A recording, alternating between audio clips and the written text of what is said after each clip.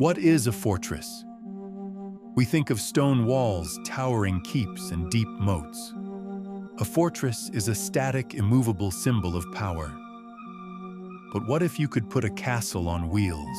What if an army of farmers armed with repurposed agricultural tools could construct a mobile fortress on any open field? A fortress that even the greatest crusading knights of the Holy Roman Empire could not breach. This is the incredible forgotten story of the Hussite Wagon Fortress, or Wagenburg, a revolutionary tactical innovation that turned common peasants into an unstoppable army, defied an empire, and rewrote the rules of war with simple wood iron and unbreakable faith. Part 1.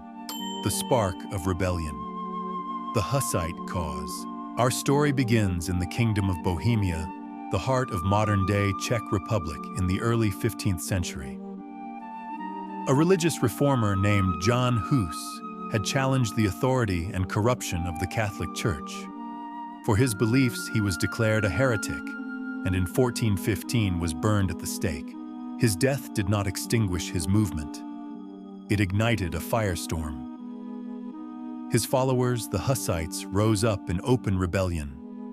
They were driven by a powerful combination of religious fervor and a burgeoning sense of national identity against the German-dominated Holy Roman Empire. The response from the powers of Europe was swift and brutal. The Pope and the Holy Roman Emperor declared a crusade against the Hussites, then another and another. For nearly 20 years, a series of massive crusading armies were sent into Bohemia, with one goal: to wipe the heretics from the face of the earth. These crusading armies were the pinnacle of medieval military might, led by the best German, Hungarian, and Polish knights clad in the finest plate armor. The Hussites, by contrast, were mostly peasants, townsfolk, and minor gentry. They lacked the numbers, the equipment, and the traditional training of their enemies. On an open battlefield, a Hussite army should have been an easy meal for a Crusader cavalry charge. They were the ultimate underdogs, and they needed a miracle or a genius. They found a genius. Bardvu, the one-eyed genius, Jan Žižka. His name was Jan Žižka. He was a minor nobleman, a veteran soldier, who had fought in campaigns across Europe, including possibly at the Battle of Agincourt. He was pragmatic, ruthless, innovative, and having lost an eye in a previous battle, he had a fearsome appearance. Žižka understood a fundamental truth: his army of zealous but poorly equipped peasants could not fight the knights on their own terms. A head-on confrontation would be suicide. His core problem was the same one that had plagued infantry commanders for centuries. How do you protect unarmored foot soldiers from the devastating, unstoppable impact of a heavy cavalry charge? The English had found a solution with the longbow. The Swiss would find one with the pike wall. But Žižka, lacking a large body of master archers or disciplined pikemen, devised a third, even more ingenious solution. He looked at the resources he had in abundance: determined people and simple farm wagons. He reasoned that if his men could not stand behind castle walls, he would bring the castle walls to them. He would create a mobile fortress, a defensive system that could be deployed on any open field. He called it the Wagenburg. The Wagon Fortress. Part 3. Deconstructing the Wagenburg anatomy of a mobile castle. The Wagenburg was a masterpiece of low-tech, high-concept warfare. It was a system, and every part of it was designed with brutal efficiency in mind. First, the wagons themselves. These were not simply farm carts. They were heavily modified war wagons. Their sides were reinforced with thick wooden planks, creating a protective wall several inches thick. They were often plated with iron, especially on the most exposed parts. The underside of the wagon was fitted with a heavy plank that hung down, protecting the legs of the defenders from missile fire. And the walls of the wagon were pierced with firing slits, allowing the crew inside to shoot at the enemy from a protected position. The formation was key.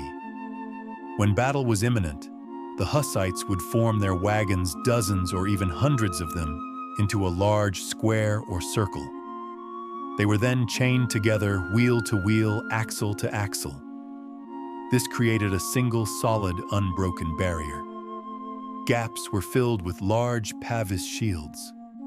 This wall was a formidable obstacle high enough that a knight on horseback could not easily see over it, and strong enough to absorb the impact of a charge. Each wagon had a dedicated crew of around 20 soldiers, a perfectly balanced combined arms unit in miniature. This typically included several crossbowmen and crucially men armed with the first primitive firearms, the handgun. Behind them stood men with long pikes and flails, ready to deal with any enemy who managed to get over the side. Even the women and children of the army's camp followers had a role resupplying ammunition and carrying baskets of stones to throw down upon the attackers, and the weapons they used were a peasant's revenge. The most iconic was the military flail. A simple grain threshing tool, it was modified by adding spikes to its wooden head. It was a terrifying weapon. A knight's sword was designed for cutting and thrusting, but a flail swung with force could crush a helmet breakbones and bypass a shield with its swinging chain. It was an awkward, brutal, but devastatingly effective weapon against heavily armored men. Finally, the Wagenburg was an artillery platform. The Hussites were pioneers in the tactical use of field artillery. They would place small cannons or howitzers, either on the ground, in the gaps between wagons, or sometimes on the wagons themselves. From the safety of their fortress, they could lay down a continuous and demoralizing fire on the enemy as they assembled for an attack. The theory was brilliant. A mobile fortress bristling with pikes, crossbows, guns, and cannons that could be deployed anywhere. But theory is one thing. The Wagenburg was about to be tested in the crucible of battle against the most feared warriors of the age. What followed was a series of shocking victories that no one saw coming. Part 4. The fortress becomes a trap. The Hussite counterattack. The crusading knights, facing this strange new tactic, did what they had always done: they charged. At battles like Kutna Hora and Deutschbrod in the early 1420s, they hurled themselves at the wagon lines, and they were slaughtered. The knights' horses would shy away from the solid, unfamiliar wall. Those that did press forward were met with a hail of crossbow bolts, handgun shots, and cannonballs fired from near point-blank range from the safety of the wagons. The knights' armor, so effective against swords, was vulnerable to this concentrated projectile fire. Men and horses fell in heaps before the wagon walls, creating a gruesome barrier of their own dead. The unstoppable charge was stopped repeatedly.